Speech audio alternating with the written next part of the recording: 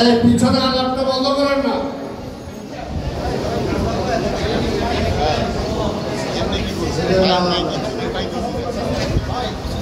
সামনে যে পূজার অনুষ্ঠান, এটা আমরা পুরনো ঢাকায় প্রমাণ করতে চাই যে হিন্দু মুসলিম সবাই এক হয়ে শান্তিপূর্ণভাবে আমরা এই পূজার অনুষ্ঠানটা পালন করতে চাই। ঠিক আছে?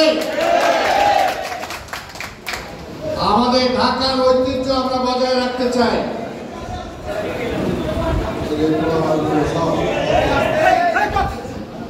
ঢাকার ঐতিহ্য আমরা বজায় রাখতে চাই। একটি দল আছে যারা এই সনাতন ধর্ম হিন্দু মূলবেদ নিয়ে যারা রাজনীতি করে, আমরা তাদেরকে নিয়ে কোনো রাজনীতি করতে চাই না।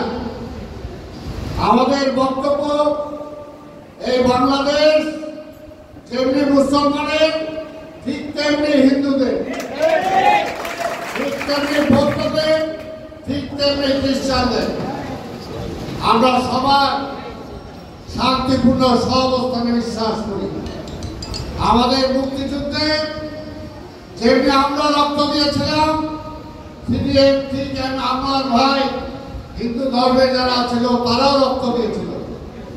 আর আজকে হিন্দু ধর্মের ভাইদেরকে বলতে চাই, আপনারা বাংলাদেশের নাগরিক।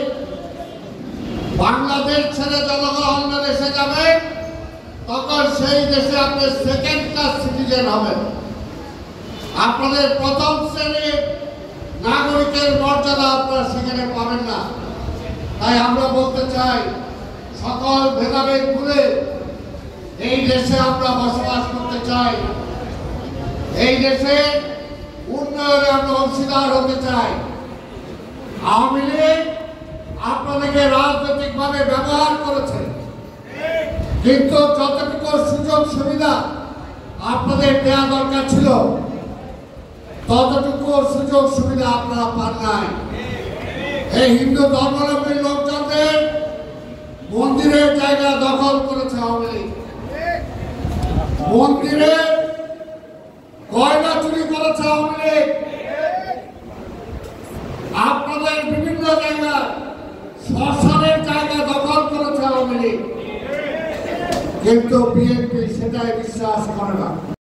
অনেকে যারা আওয়ামী লীগ আজকে ক্ষমতাচ্যুত হয়েছে কি কারণে? তারা দেশে গণতন্ত্র দেয় নাই, তারা দেশে ভোটের অধিকার কেড়ে নিয়েছিল। সেই কারণে হিন্দু মুসলিম বৌদ্ধ সবাই একত্রিত হয়ে হাসিনারে বিদায় করছে। এটা শুধু মুসলমানরা বিদায় করে নাই। তাই আজকে এই বাংলাদেশে আপনাদের সবার অধিকার আছে। আমরা বিশ্বাস করি কারো ষড়যন্ত্রে, কারো চক্রান্তে আপনারা পা দেবেন না।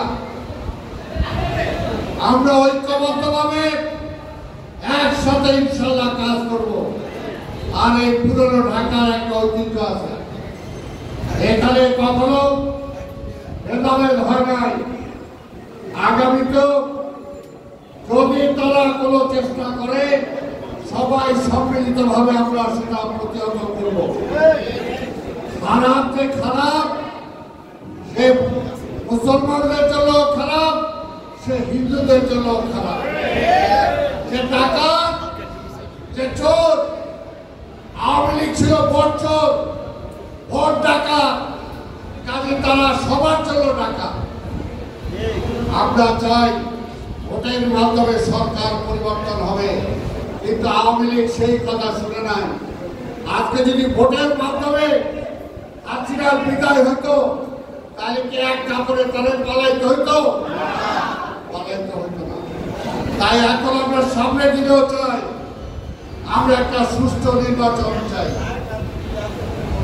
তাই মানুষ যাতে ভোট দিতে পারে সেই অধিকারটা আমরা চাই, এবং সেই ভোটে যারা ক্ষমতায় আসবে, আমরা বিশ্বাস করি বিএনপির চেয়ারম্যান দেশনায়ক তারেক রহমান বলেছেন, আমরা আন্দোলনের পরে নির্বাচন, সেই নির্বাচনে যারাই জয়লাভ করে না কেন সবাইকে নিয়ে ঐক্যবদ্ধভাবে আমরা সরকার গঠন করব।